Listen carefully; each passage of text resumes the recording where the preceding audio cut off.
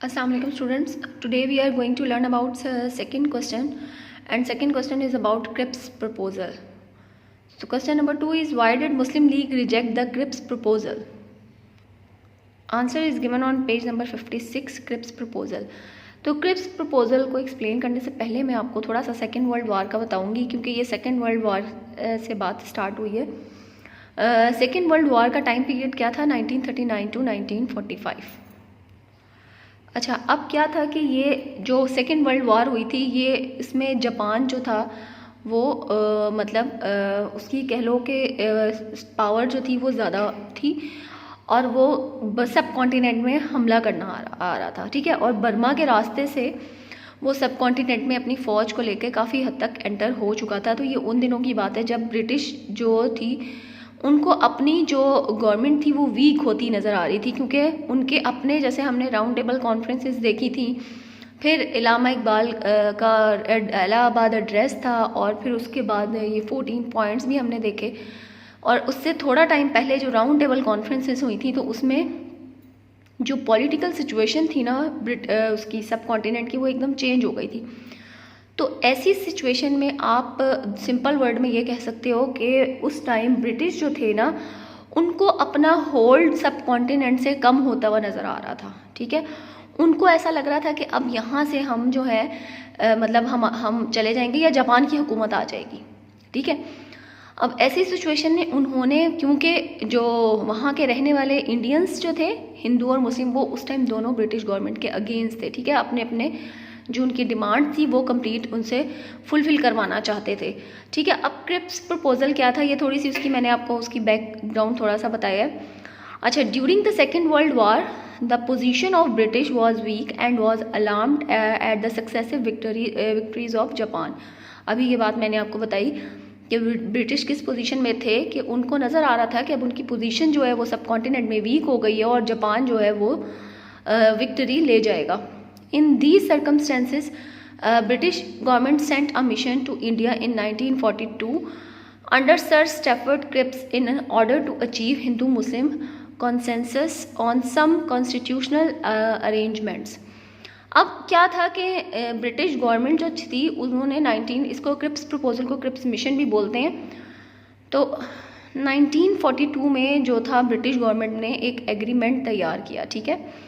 कुछ एक पॉइंट्स उसके कुछ बनाए जो उनके अकॉर्डिंग तो हिंदू मुस्लिम्स को आपस में जो उनको लगता था कि हम ये पॉइंट्स पेश करेंगे तो ये हमारे साथ हो जाएंगे। इससे पहले हमने चैप्टर 3 में खिलाफत मूवमेंट देखी थी, ठीक है। उसमें फर्स्ट वर्ल्ड वार के बारे में भी मैंने आपको थोड़ा सा बताया था कि उस टाइम भी फर्स्ट वर्ल्ड वार में ब्रिटिश गवर्नमेंट ने इस चीज़ का प्रॉमिस किया था कि मुसलमानों की उनकी जो जितनी भी उनकी ऐसी जगहें हैं, मुक़द्दस मकामात हैं, उसको नुकसान नहीं पहुंचेगा, बट उन्होंने अपना वादा फुलफ़िल नहीं किया था। इसी तरह अब जो सेकेंड वर्ल्ड वॉर हुई थी तो उसमें भी उनको अपनी पावर वीक होती नज़र आ रही थी, तो वो चाहते थे कि वहाँ के सब कॉन्टिनेंट में रहने वाले जो इंडियंस हैं वो उनके साथ मिल जाएं ताकि वो स्ट्रॉन्ग हो जाएं, ठीक है। तो फिर उन्होंने ये सर स्टैफर्ड क्रिप्स की उसकी सुपरविजन में एक कुछ पॉइंट्स या एग्रीमेंट तैयार किया था कॉन्स्टिट्यूशनल अरेंजमेंट्स के नाम से, या कह लो कि क्रिप्स मिशन के नाम से ये बहुत फेमस है। अच्छा, अब इस एग्रीमेंट में कुछ पॉइंट्स थे, ठीक है। अब वो कौन से थे? फर्स्ट है, during war the British would retain their hold on India.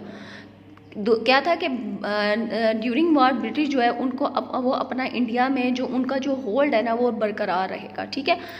A constituent assembly would be set up at the end of the war. अच्छा सॉरी, मैं आपके ये से पहला जो पैराग्राफ है वो मैंने रीड आउट नहीं किया, पहले उसको देख लेते हैं। Cripps arrived in Delhi and started series of meeting with Indian leading politicians including Nehru, Abul Kalam Azad and Quaid-e-Azam. In the meeting he tried to convince them to accept his following proposal. अच्छा, Cripps जब दिल्ली आया तो उसने क्या किया कि उसने अपना मीटिंग का सिलसिला स्टार्ट किया जो इंडियन की जो लीडिंग पॉलिटिशियन थे, या जो कह लो जो इंडियन के लीडिंग पार्टी थी, उनके जो लीडर्स थे, ठीक है, लाइक नेहरू था, अबुल कलाम था और कायद-ए-आज़म थे। ठीक है, इनसे मीटिंग स्टार्ट की और हर तरीके से उनको कन्विंस करने की कोशिश की कि वो किसी तरीके से ये प्रपोज़ल एक्सेप्ट कर लें।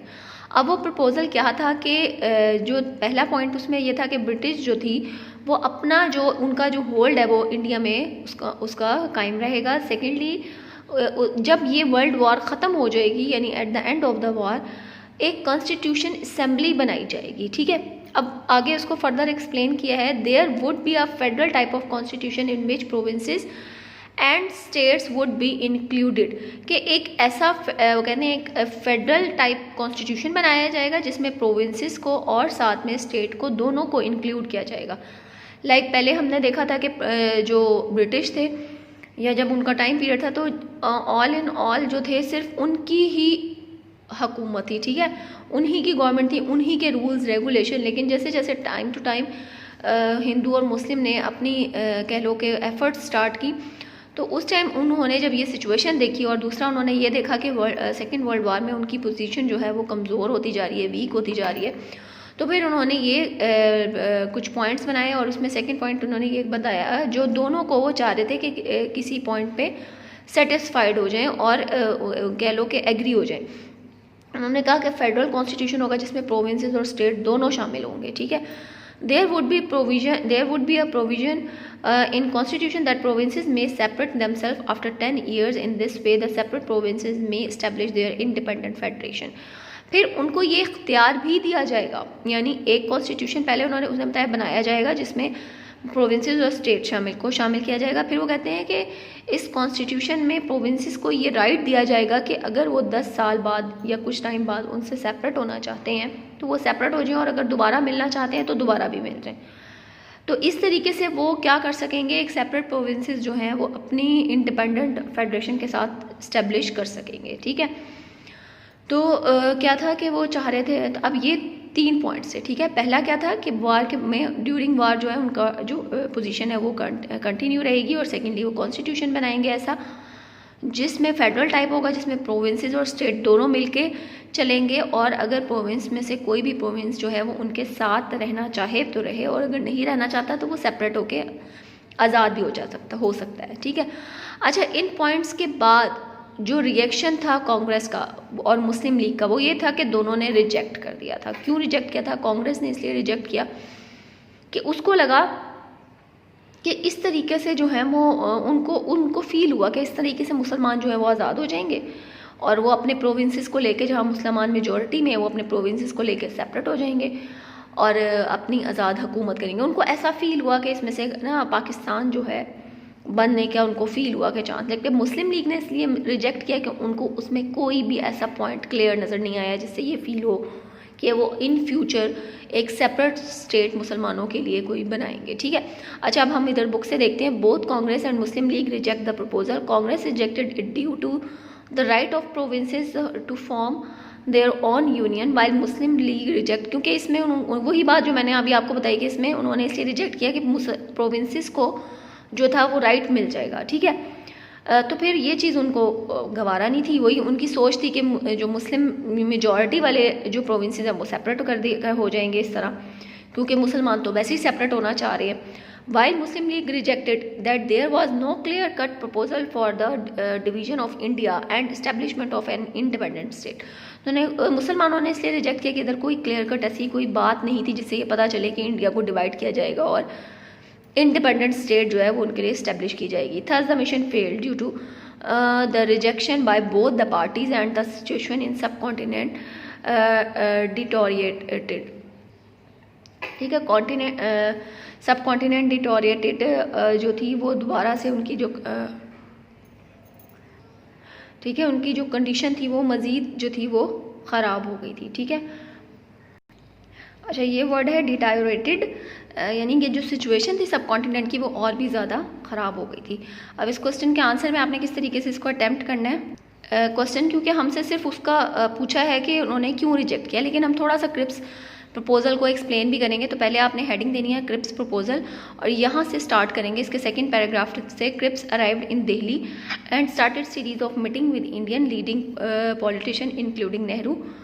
यहाँ से लेकर ये कंप्लीट इसके तीनों पॉइंट्स फेडरेशन तक। ठीक है, उसके बाद आपने रिएक्शन ऑफ मुस्लिम लीग देना है, क्योंकि क्वेश्चन में सिर्फ हमसे मुस्लिम लीग का रिएक्शन पूछा है, कांग्रेस का नहीं।